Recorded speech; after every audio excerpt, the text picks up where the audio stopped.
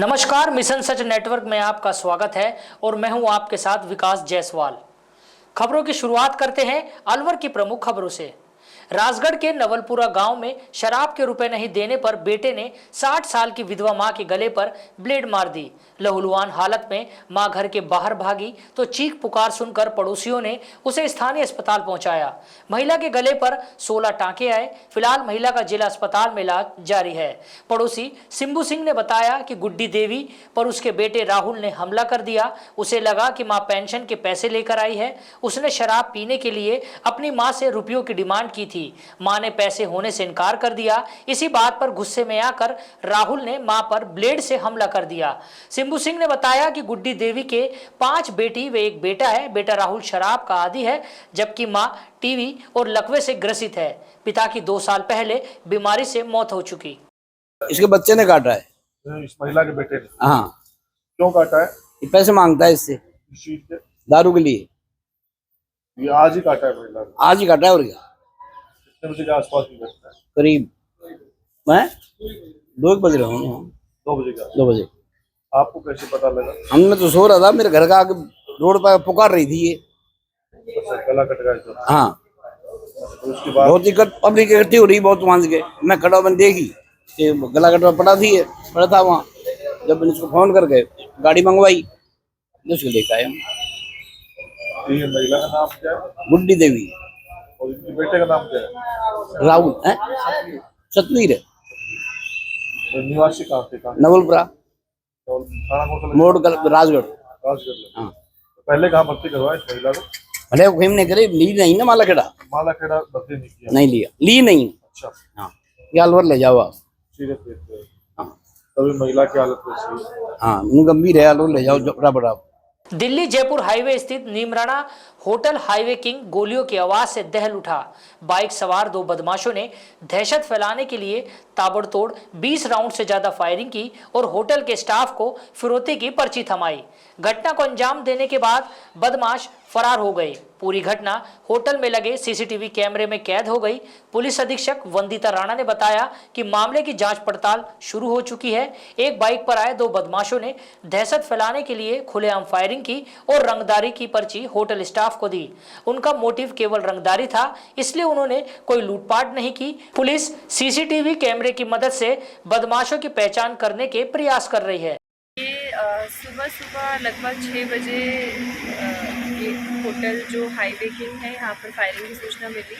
इस पर हमारी जो पूरी पुलिस की टीम है वो यहाँ पर आ गई है। घटनास्थल का अवलोकन कर लिया है।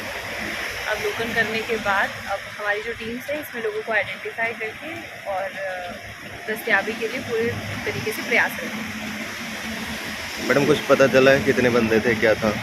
2 लोग आए थे, बाइक पर आए थे और उसके बाद इस प्रकार से घटना को अंजाम देके गए हैं। एक्सटॉर्शन से संबंधित मामला नज़र में आ रहा है। बाकी की जो डिटेल्स हैं वो पूरी डेवलप करने के बाद आप लोगों के साथ शेयर कर दी जाएगी। मैडम फायरिंग तो बहुत ज़्यादा ही हुई है, सभी दुकानों के ऊपर हमारी जो लगभग। टीम्स है वो इसके ऊपर काम कर रही है और जल्दी घटना को खोल के अग्रिम जो भी सूचना होगी वो आप लोगों के साथ शेयर कर दी जाएगी। अलवर शहर सहित जिले भर में पिछले 36 घंटे से लगातार रिमझिम बारिश होने से रैनी कस्बे के बोहरा मोहल्ले में एक मकान भरभरा कर गिर गया।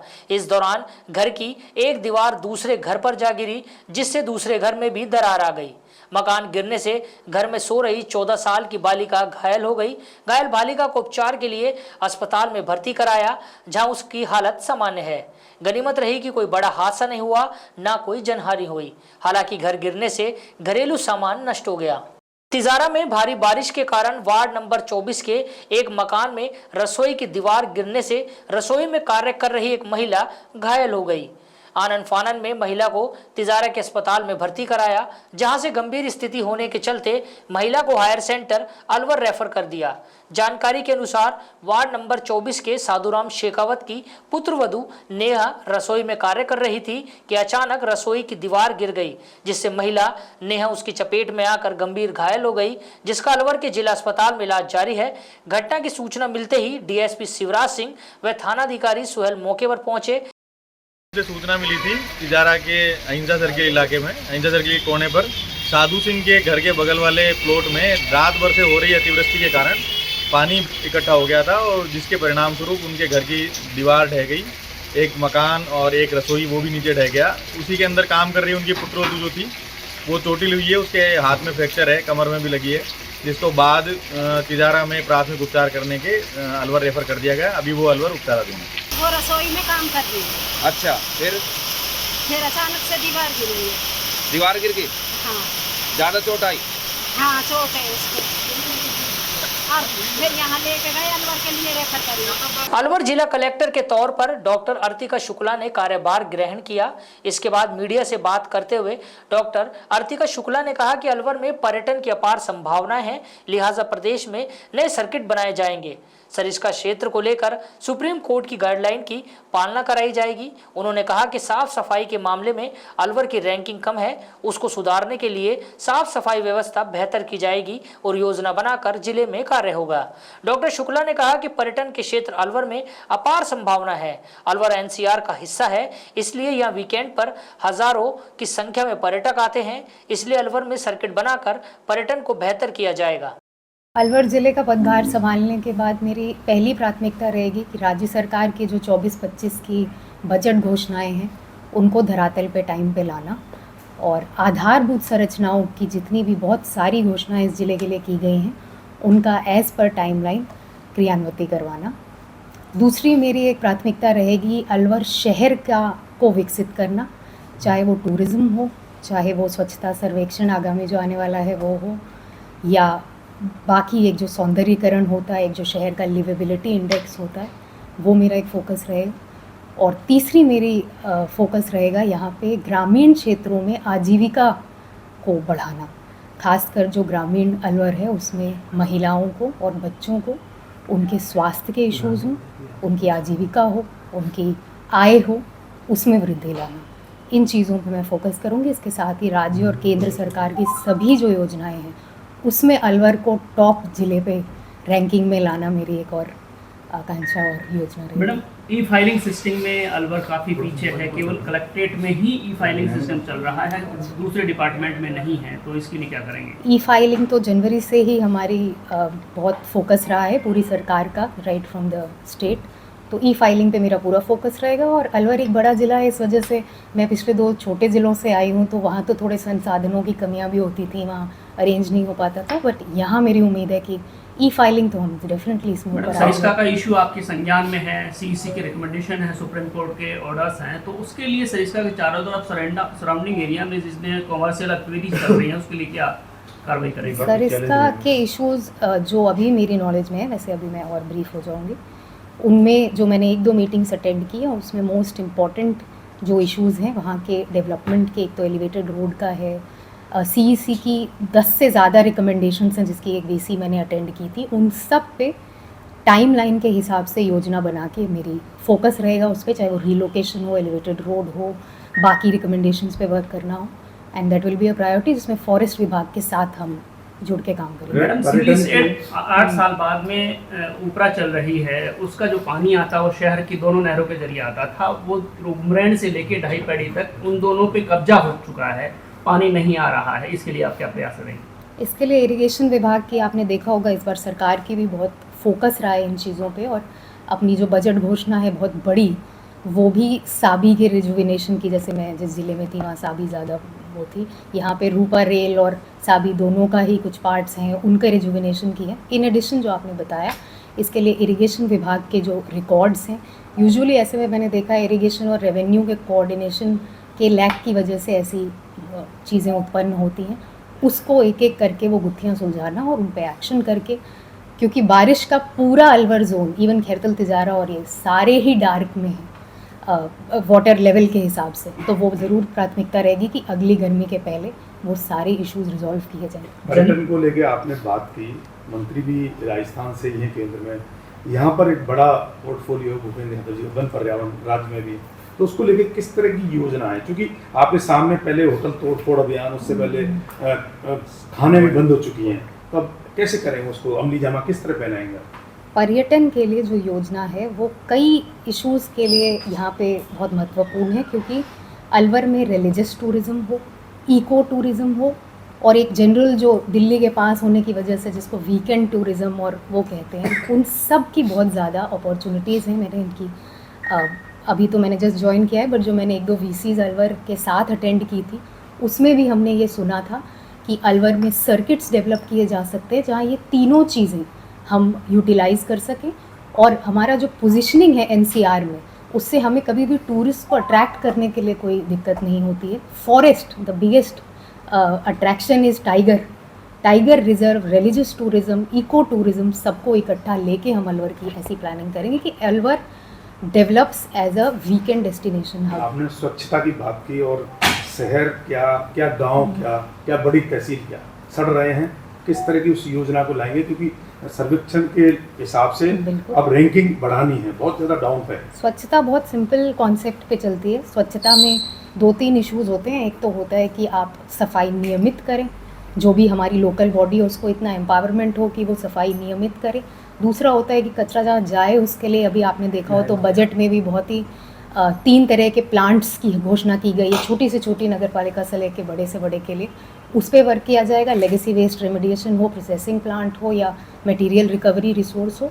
और तीसरा और सबसे महत्वपूर्ण काम होता है बिहेवियर चेंज कम्युनिकेशन का, यानी जिसमें लोगों को साथ लेके स्वच्छता की काम किया जाता है, ना कि अकेले एक एडमिनिस्ट्रेटिव रोल पे। तो मेरा फोकस रहेगा कि अलवर की जनता जो इतनी जागरूक है, दिल्ली के इतने पास है, जयपुर के इतने पास है, इतने अच्छे शहर की निवासी है, उनको हम साथ लेके स्वच्छता की प्लानिंग करें ताकि पानी पर जाम लग रहे हैं, क्या कहेंगे? क्योंकि इस बार इंद्र भगवान ने काफी पूरा कर दिया है पानी से, किस तरह की उस योजना को लाएंगे? क्योंकि हर बार जाम, लड़ाई झगड़े नहीं, ऐसा तो नहीं है। ऐसा मेरा एक्सपीरियंस नहीं रहा है अलवर में, तो मैं तो चाहूँगी मेरा आगे भी ना रहे। अलवर की जनता बहुत ही लविंग है। अलवर के पानी संकट के लिए अभी मैं ब्रीफ होंगी, बट मैंने जो मीटिंग अटेंड की थी उसमें इस साल के बजट में बहुत बड़ी बड़ी घोषणाएं PHED विभाग की अलवर के लिए की गई हैं। तो तभी मैंने आपको पहला पॉइंट कहा था कि बजट घोषणाओं को धरातल पे लाने से ही ज़्यादा से ज़्यादा प्रॉब्लम्स रिजॉल्व होंगी।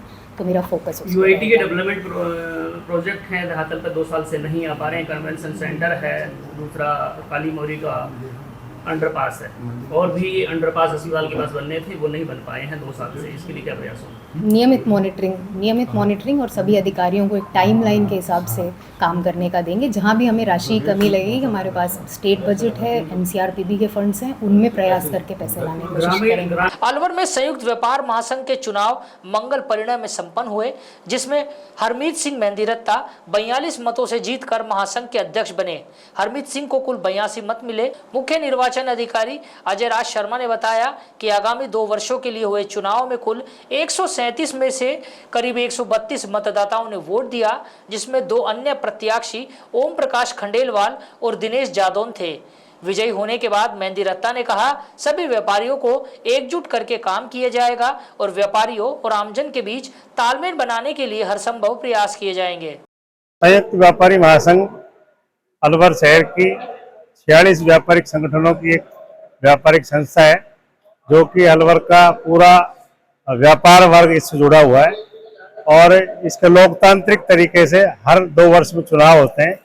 उसी कड़ी में आज इसके चुनाव होने जा रहे हैं, और हमारे 3 प्रत्याशी खड़े हैं, हरमीत सिंह मेहंदीरत्ता जी, ओम प्रकाश खंडेलवाल जी, दिनेश जादौन जी, और लगभग 90% अब तक वोटिंग हो चुकी है, और हमें लगता है कि 100% वोटिंग होगी।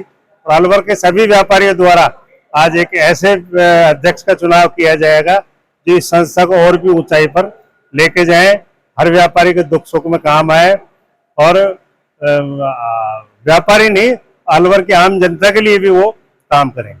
ये जीत संयुक्त व्यापारी महासंघ की है, क्योंकि संयुक्त व्यापारी महासंघ में एक स्वच्छ तरीके से चुनाव हुआ। हम सब एक हैं, सब हम जीते हैं, और सबका जिन्होंने प्रत्यक्ष अप्रत्यक्ष रूप में आपने जो सहयोग किया। शहर के शिवपुरा मोहल्ले शिव मंदिर प्रांगण स्थित 5 दिवसीय गणेश महोत्सव के दौरान मेहंदी प्रतियोगिता का आयोजन किया गया। इसमें बड़ी संख्या में 10 वर्ष से लेकर 20 वर्ष की बालिकाओं ने भाग लिया।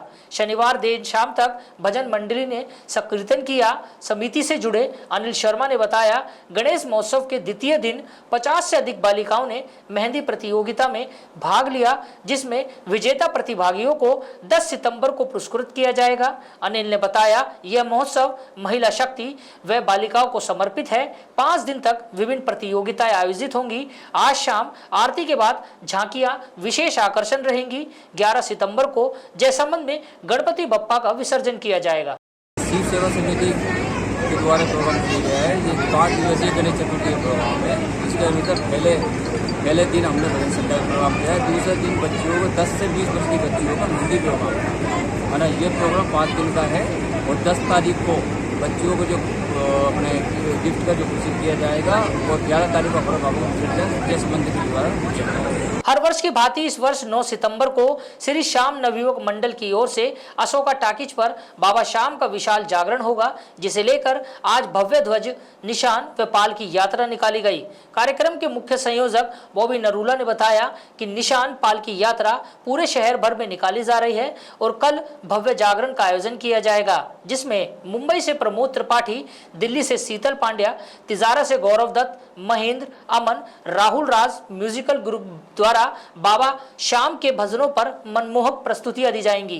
23वां श्याम वंदना महोत्सव हमारा 9 सितंबर 2024 को होने जा रहा है। उसी उपलक्ष्य में आज 8 तारीख ध्वज यात्रा, पालकी यात्रा और शोभा यात्रा तीनों आज एक साथ निकाली जा रही है। पूरे प्रमुख बाजारों से होकर शहर से निकलेगी और कल हमारा रात को शाम को यहीं पे चौक पे कीर्तन होगा और परसों 10 तारीख को हमारा भंडारा होगा। कौन कौन कलाकार आने वाले हैं सर? ये दिल्ली से शीतल पांडे जी, मुंबई से प्रमोद त्रिपाठी जी, अलवर से हमारे जाने पहचाने महेंद्र अमन जी और गौरव दत्त भाई। ये चारों कलाकार अपने भजनों की रसगंगा बहाएंगे। और म्यूजिक ग्रुप के लिए दिल्ली से राहुल राज जी आ रहे हैं। अलवर जयपुर सड़क बाईपास से स्वामियों की ढानी गोकुल द्वारा तक जाने वाला रास्ता इन दिनों मौत का सौदागर बना हुआ है। बरसात के समय में सड़क पर बने खड्डों में पानी भरने की वजह से रोजाना वाहन चालक हादसे का शिकार हो रहे हैं। ग्रामीणों ने स्थानीय सरपंच को इस और कई बार समस्या से अवगत कराया, लेकिन सरपंच ने इसमें कोई दिलचस्पी नहीं दिखाई। विरोध स्वरूप ग्रामीणों ने पंचायत प्रशासन के खिलाफ विरोध प्रदर्शन कर सड़क जाम कर दी। हालांकि थानाधिकारी शंभुदयाल मीणा ने मौके पर पहुंचकर अपनी सूझबूझ से जाम खुलवाया और सरपंच प्रतिनिधि भवानी शंकर को समस्या के समाधान के लिए कहा। इधर आक्रोशित महिलाओं और ग्रामीणों का कहना है, कच्चा रास्ता होने के कारण बरसात का गंदा पानी जमा हो जाता है, खड्डों में गिरकर रोजाना चोटिल हो रहे हैं, रोजाना बड़ा हादसा होने का अंदेशा बना रहता है, जबकि प्रशासनिक अधिकारी, जनप्रतिनिधि व सरपंच आंख मूंद कर निकल जाते हैं। नहीं भर रहा है, पानी का कोई इंतजाम नहीं हो रहा है। आगे जाके वो सुनो जगन जी ने डांट लगा दी कि पानी नहीं निकला। हमें सबसे बड़ी परेशानी पानी की है, इसलिए हमको पानी निकालना जरूरी है। हमारे पूरी कॉलोनी में पानी की समस्या है। सुबह सुबह स्कूल में जाने के लिए बच्चे परेशान हैं, पानी में गिर जाते हैं। 1-2 महिला गिर गई है, उनके चोटें भी आई हैं। पानी बिल्कुल भी रोड पे नहीं निकल रहा है। तो हमें सभी से निवेदन है कि हमारे पूरी कॉलोनी का पानी का इंतजाम कराया जाए। हमारे को घर से निकलने के लिए बहुत समस्या आ रही है। रोड पे नहीं जा सकते, ना बच्चे जा सकते हैं, ना हम जा सकते हैं। क्या करें?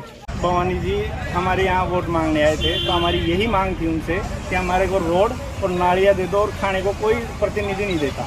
लेकिन 5 साल से उनका पूरा कार्यकाल गुजर गया और गुजर जाता है थोड़े दिन में। हमें ना उन्होंने सिर्फ लॉलीपॉप दिया, तू से जाओ। रोजाना का काम है। हर तीसरे दिन सरपंच प्रतिनिधि यहीं बैठते हैं, उनको बोलते हैं कल करवा दूंगा, आज करवा दूंगा, ये करवा दूंगा। जब भी बारिश आती है, जब भी, तो हमारे बच्चे कोई स्कूल नहीं जाता, सबकी स्कूल कोई नहीं जाता। और आज के दिन जब हमने रोड जाम किया है, क्योंकि हमने सुबह से सरपंच प्रतिनिधि को कम से कम 20 फ़ोन किए हैं और उनके अलावा विधायक साहब को भी हमने 10 फ़ोन किया है, किसी ने नहीं उठाया। और ये भी क्या है, प्रशासन आया है जाम खुलवाने के लिए, तब प्रशासन ने फ़ोन किया है सरपंच प्रतिनिधि को, तब जाके उन्होंने फ़ोन उठाया है और तब यहाँ आए हैं। अब बोल रहे हैं कि तुम रोब से कर लोगे, तुम ये कर लोगे। वो भी क्या है, जिन्होंने अतिक्रमण कर रखा है उनके हित में ही बात कर रहे हैं, ना कि 200 आदमियों के हित में। वहाँ पूरा मोहल्ला है, आप 200 बच्चे, 200 फैमिली रहती हैं, उनके कम से कम 50-60 बच्चे भी हैं जो हर बारिश के अंदर अपने घर पे रहते हैं, वो स्कूल जाते हैं। अभी तो बारिश का पानी निकल गया, क्योंकि सुबह से बारिश हुई थी। सुबह जब बारिश कंप्लीट हुई थी, यहाँ तक पानी था। आप मुझे बताओ, इस रास्ते को देखे और कहाँ से रास्ता है जो हम निकल जाएं वहाँ से। आज हमारी दुर्गति हो रही है। इस तहसील से हम ज़्यादा 200 मीटर दूर है, ये ढाणी कोई ज़्यादा दूर नहीं है, हमारे यहाँ तहसील से 200 मीटर दूर है। और आज हमें ये करना पड़ रहा है कि रोड जाम करना पड़ रहा है। इससे ज़्यादा बदकिस्मती इस नारायणपुर गांव की क्या होगी और हमारी डाणी की क्या होगी। आदमी वोट मांगने आता, क्या देख के हम वोट दें। आज नहीं तो कल फिर आएंगे वोट मांगने, उस टाइम फिर उनका अच्छा से स्वागत करेंगे। उस टाइम में हमने फूल माला डाल के स्वागत किया था जिस दिन सरपंच बने थे। उस दिन की फ़ोटो अभी भी मेरे पास है। मेरी डाणी में बहुत अच्छे से स्वागत किया था हमने, कम से कम 5-10 हज़ार रुपये खर्चा किया था इन पर हमने। और इसी मांग थी हमने, हमारी कोई मांग नहीं थी। और हमें रोड चाहिए, इसके साथ नालियाँ चाहिए। आज 5 साल हो गए, आज भी वही परेशानी है। तो आप ये बताओ कि इन सरपंचों का क्या करें हम, कोई हमारी सुनने को तैयार नहीं है। भारी बारिश के चलते राजगढ़ माचाड़ी सड़क मार्ग स्थित पर्यटक स्थल झरने के बांध में पानी की आवक होने से पाल में कई जगह दरारें आ गई व जमीन धंस गई। पानी की आवक होने से बांध पर करीब आधा फीट की चादर चलने लगी। कई सालों बाद बांध में आए पानी व चादर को देखने के लिए लोगों का तांता लग गया। सूचना पर राजगढ़ एसडीएम सीमा खेतान, तहसीलदार विनोद कुमार शर्मा और थानाधिकारी रामजीलाल मीणा मौके पर पहुंचे। मौके पर पहुंचकर बांध की पाल का मौका मुआयना कर संबंधित अधिकारियों व कार्मिकों को आवश्यक दिशा निर्देश दिए। जहां बांध में नहा रहे ग्रामीणों को बाहर बुलाया गया। थानाधिकारी रामजीलाल मीणा ने बताया कि भारी बारिश के चलते झरना स्थल पर पानी की आवक तेज होने से पानी लगातार बह रहा है। तहसीलदार विनोद कुमार शर्मा ने बताया कि कलेशान ग्राम के पास झरना स्थल पड़ता है, जिसमें भारी बारिश के कारण चादर चलने लगी, जिसके कारण पाल में कई जगह दरारें आ गई व जमीन धंस गई। इनको सही करवाने के लिए सिंचाई विभाग, पंचायत समिति सहित संबंधित विभागों को सही करने के लिए निर्देशित किया। उन्होंने बताया कि बांध की चादर करीब आधा फुट चल रही है व पाल की सुरक्षा दीवार 2 से 3 जगहों से करीब 4 mm धंस गई है, जिसको सही करने के लिए संबंधित विभागों को निर्देशित किया गया। वहीं उन्होंने आमजन से अपील की कि पानी के तेज बहाव वाले क्षेत्र में ना जाएं, जिससे कि किसी भी प्रकार की दुर्घटना ना हो। तहसील राजगढ़ की कलेशान ग्राम पंचायत में एक झरना बांध पड़ता है कि कई दिनों से उसके ऊपर से चादर चल रही है। हमने पंचायत राज की ओर से जेएन को भी निर्देश दिए और पीडब्ल्यूडी से एएन को भी निर्देश दिए। उसके बाद में थोड़ा सा ये जो बांध झरना बांध पड़ता है ये फॉरेस्ट अभ्यारण्य क्षेत्र में पड़ता है, तो इसकी स्थिति को हम देखते हुए रेंजर साहब से हमने परमिशन लेके पंचायत राज के जेएन और पीडब्ल्यूडी के एएन दोनों को हमने निर्देशित कर दिए। घंटे 2 घंटे में जो इनकी झरने की जो पाल टूटी हुई है इसकी मरम्मत करवा के और जिससे पब्लिक को राहत मिल सके। कितनी दरार चल रही है, कितनी चादर चल रही है इस समय? इसमें चादर लगभग इसमें आधा फुट के करीब इस बांध के ऊपर से चादर चल रही है। लेकिन हम बार बार इस बांधों का निरीक्षण कर रहे हैं, फिर भी लोग बाग बांधों को देखने के लिए समझ नहीं पा रहे कि हम बार बार इसको निर्देश दे रहे हैं। इसका हादसा हो सकता है, कोई बड़ी घटना हो सकती है। पंचायत राज को भी बार बार निर्देश दे रहे हैं, पीडब्ल्यूडी को भी एएन को भी बार बार निर्देश दे रहे हैं कि बांध का पानी कई दिनों से चादर के ऊपर से निकल रहा है। और परंतु ये बांध फॉरेस्ट अभ्यारण्य में पड़ने की वजह से कि हमने जो बबलू राम मीणा जी हैं रेंजर साहब, उनसे परमिशन लेके इनको सभी विभागों को हाई अलर्ट मोड पर निर्देशित कर दिया गया कि इनको घंटे 2 घंटे इसकी मरम्मत करके। तो कितनी जगह से टूटा है बांध, मतलब कितनी जगह से दरार चली है इसमें? बांध की जो दीवार है लगभग 2 जगह से इनकी दीवारों में टूट-फाट हो गई, 3 जगह से लगभग टूट-फाट हो गई। और जो बांध की जो लेफ्ट साइड की तरफ की जो पाल है वो लगभग 2-4 mm लगभग बैठ गई। ठीक, इसी वजह से प्रशासन की ओर से सभी विभागों को निर्देशित किया गया कि इसकी थोड़ा सा संज्ञान में लेते हुए, इसको सीरियसली लेते हुए इसका निर्माण तुरंत प्रभाव से इसको जागरूक करिए पब्लिक को राहत। लगातार हो रही बारिश को देखते हुए और ये माचाड़ी घाटी में जो झरना स्थल है, झरना में पानी की आवक तेज होने के कारण और जो पानी लगातार बह रहा है, इसमें सुरक्षा की दृष्टि से कि लोग नहाए नहीं और बहाव में नहीं जाएं, इसके लिए लोगों को यहाँ समझाइश भी की गई है। आने जाने वाले जो भी लोग हैं उनको इस बारे में विशेष सख्त हिदायत दी है कि वो इस पानी में बहते हुए में नहीं जाएं और सुरक्षा के लिए यहाँ जाब्ता भी तैनात किया। आज की खबरों में बस इतना ही। नई खबरों के साथ फिर मिलेंगे, तब तक के लिए दीजिए मुझे इजाजत। नमस्कार।